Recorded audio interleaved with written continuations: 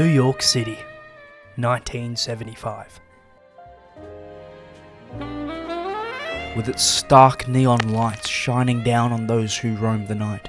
But there's an underbelly to this concrete maze, hiding the poverty-ridden streets where order and decency is replaced with crime and violence. Somewhere among this crazy metropolis sits a young Martin Scorsese, putting the final touches on his film that encapsulates this now bygone era. However, what happens next on this gloomy, depressing night is left almost a mystery.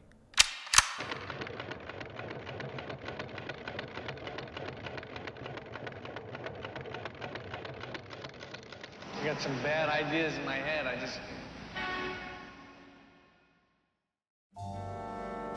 But how did we get here? A large portion of my research comes from a book titled Easy Riders, Raging Bulls by Peter Biskind, who interviews the witnesses to this morbid myth. Now, to understand the impact of this myth, we need to go over the events that led to that night. And the story truly begins with one man, Paul Schrader, a struggling screenwriter in his personal life and professional life, living in New York City in the early 1970s as the filthy, overcrowded streets festered within his psyche. In fact, here's an interview with a New Yorker regarding the deep issues within the city. Everything in general. Upon reflection of Schrader's own downward spiral with alcohol, loneliness, and a brooding sense of violence, even admitting to keeping a loaded handgun under his pillow, he had a brief but sobering moment of clarity, creating a metaphor of his life through a claustrophobic taxi. This is what I was, this person in an iron box, a coffin, floating around the city, but seemingly alone. That nightmarish, violent nature festered within him, bleeding into a script titled Taxi Driver. Schrader begrudgingly hands his passion project to a young filmmaker, Martin Scorsese. And even this early on, they fucking hated each other. Scorsese's upbringing in Little Italy in the mid-1950s set a clear precedent for this reoccurring sense of violence within his early films, portraying a moral descent with nearly every protagonist he created.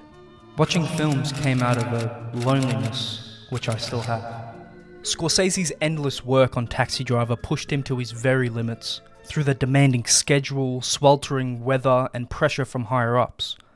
Constantly in the cutting room, religiously editing his film, Scorsese lived and breathed the film for months, remaining wholeheartedly adamant on the gruesome ending. Travis Bickle, Taxi Driver's main character, reaches a boiling point. This bloody ordeal in a cramped apartment building in the dead of night concludes the film, leaving a poignant message in its wake. I became obsessed with the film, and was quite unpleasant to be around when I was making it, because I had to fight. Heartbreakingly, Columbia Pictures gave the film an X rating, effectively killing the film's possibility of wide distribution. Unrelenting and unsympathetic towards Scorsese's efforts, this slashed any creative control Scorsese had in the storytelling of the film. Even his inner circle was fraught with arguments, as Paul Schrader routinely accused Scorsese of betraying his vision. After Schrader criticised the cut of the film, Scorsese's low-key demeanour broke, as he lashed out, screaming at him. Every day was a battle to get what I wanted. These deep-rooted quarrels with the executives, specifically Stanley Jaffe, who is another person of interest, eventually pushed Scorsese into a tight corner, with almost nothing to defend himself with, ultimately reaching a boiling point of his own in December of 1975. It's midnight. Scorsese quietly seethes in his home, panicking at the idea of losing all his hard work, within his drunken state, pouring whiskey shots.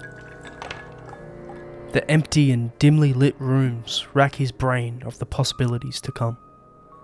Evidently, he makes a phone call.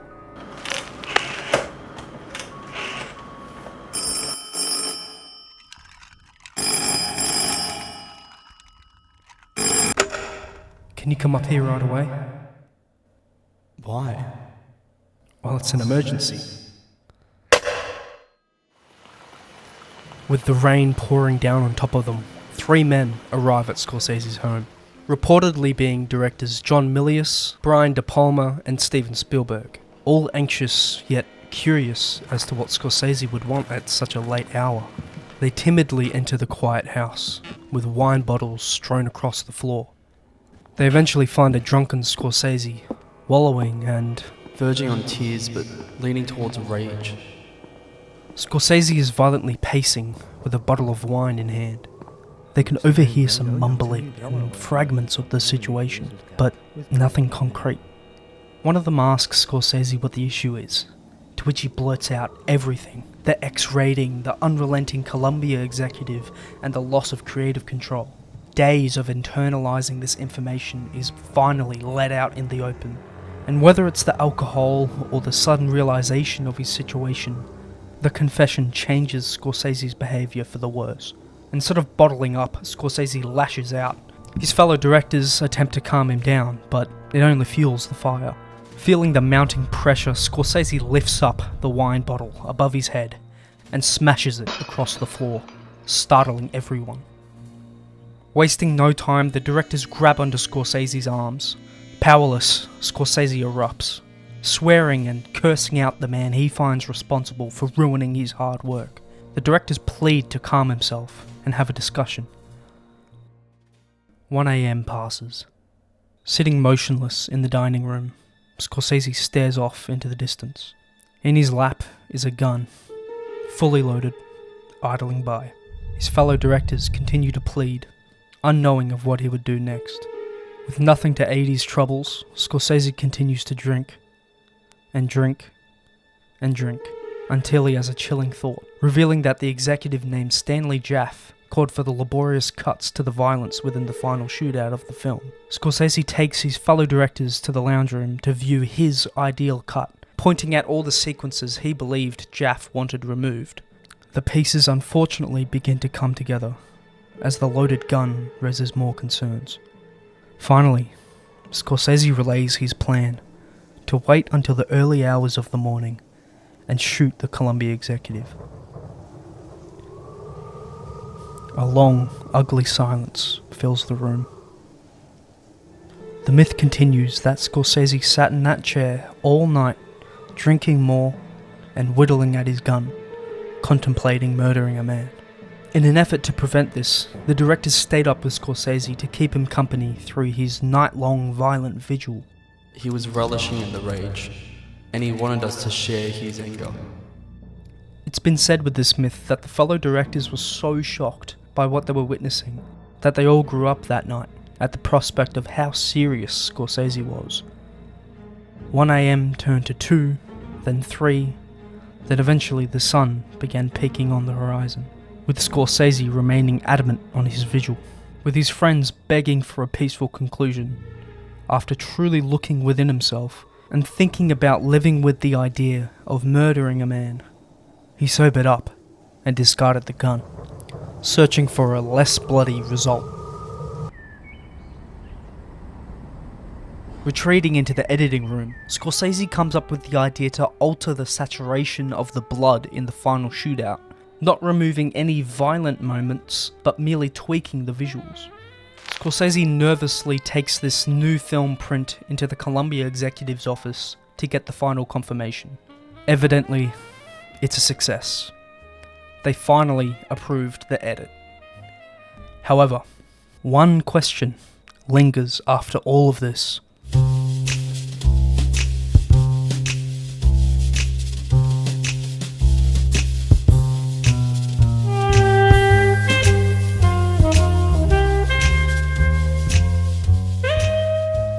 What is real about this myth?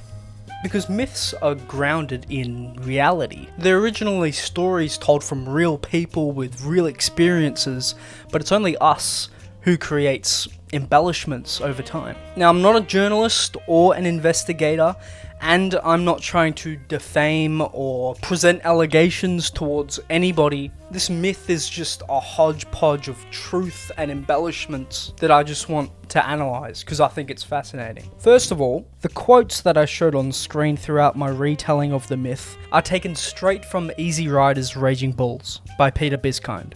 Matter of fact, this excerpt details the night in question from Spielberg's perspective, including the wine bottle being smashed in the kitchen.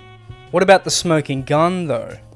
Which is the gun. Did Martin Scorsese really wield a loaded gun that night?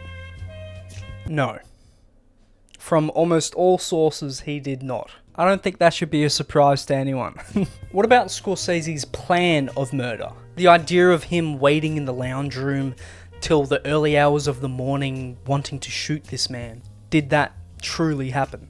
There's some serious validity to both sides of the argument here. At a panel Q&A hosted by DGA in 2016, Scorsese and Spielberg briefly discussed the events of that night. More specifically, Scorsese's apoplectic nature at the time. And when Marty could work himself up in those days, not anymore the way he used to. A little calmer. But he's a lot calmer. He could so work himself up. Stating that he was plotting murder at that point, and could he get away with it? Which reminds me, there's a portion of the myth I haven't told you yet. Before everything went down that night, Scorsese told a story to his guests reflecting his own predicament. And the following is Spielberg recounting that from Biskind's book. Eventually, he began to tell us the story of an actor, Timothy Carey. In the middle of his audition, he broke down and said, "This is so humiliating standing up here and acting for you people who know nothing about actors, nothing about my art." And he pulled out a gun and fired at the executives. Full load blanks. That was his fantasy. The plan is a pure fantasy of Scorsese's, dreaming up a violent scenario that resolves all his troubles. There is a direct quote from Scorsese in Biskind's book from that night as well. He's the head of the studio, he's the guy I'm angry at, so I'm going to get a gun and shoot him. It's reported that he didn't mean it when referring to the threat of murder, saying it in the thought of like a fantasy world. This is why it's a myth. You know, like there's so many contradictory statements, things to believe and not to believe. To put it plainly, he was never going to act on this threat. Ultimately, what I find real is the psychological effects of the murderous fantasy that Scorsese had. It's evident that the film itself manipulated his psyche, as the main character latches onto him through his deranged murderous actions. And that side of the myth is what I want to discuss next.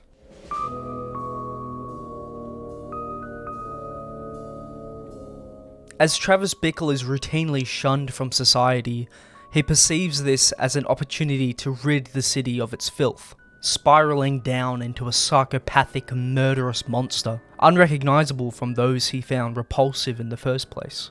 Travis does have this twisted moral compass that, on the surface, seems noble, but he ultimately adds to the harm within the already morally corrupt city. I see this reflecting Scorsese's complex relationship with violence. However, this myth in particular pinpoints a meta-narrative within this idea, revealing that what we create hides our innermost concerns in life, or certain fantasies. He was not very confrontational, which I think is one of the reasons he gets so confrontational in the films. He's just letting all that out. We can see this play out in Scorsese's cameo scene, as he plays a man planning to murder his cheating wife, which is eerily reflective of the myth. And I'm going to kill her. There's nothing else. I'm going to kill her. Now, what do you think of that? However, something that always catches my eye is this shot. A couple seconds long, but the implications are as clear as day. The hidden threat of murder.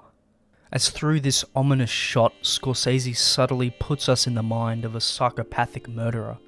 Raging Bull is another notable reinvention of his dissection of violence, specifically within society and our personal lives, allowing multiple uncomfortable scenes to play out in a personal space, following these outbursts of the physically violent main character. You can really feel how real, ugly, and traumatic these events can be. However, I feel as though Scorsese's most recent film, Killers of the Flower Moon, is a prime example of his current stance on violence. But then you know what happens? People forget. They don't remember. They don't care. They just don't care. It's just going to be another everyday common tragedy. I'm no historian, but upon watching it for the first time, it felt real, because it is real.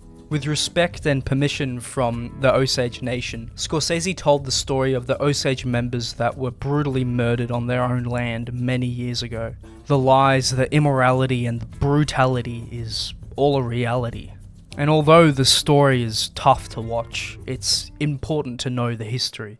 But if we realign to Martin Scorsese's development, he made a conscious decision to forfeit the gratuitous violence that can take place in his films and replace it with a heartbreakingly real-world one.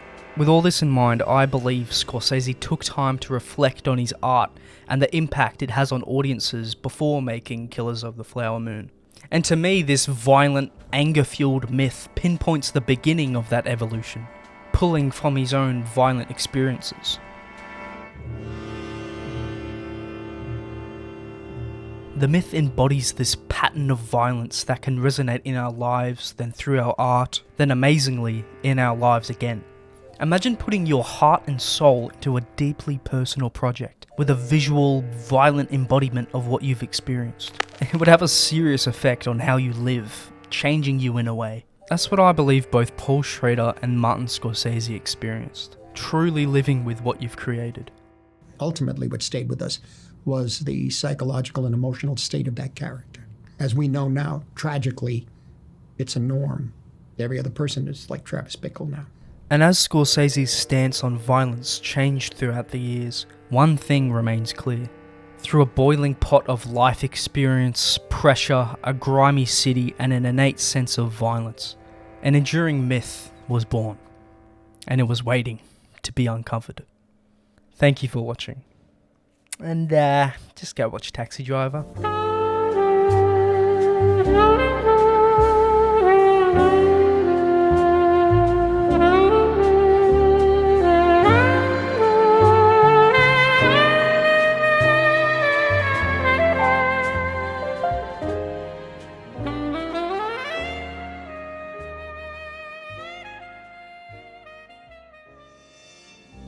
12 hours work and I still can't sleep. Damn. Days go on and on. They don't end. All my life needed was a sense of some place to go.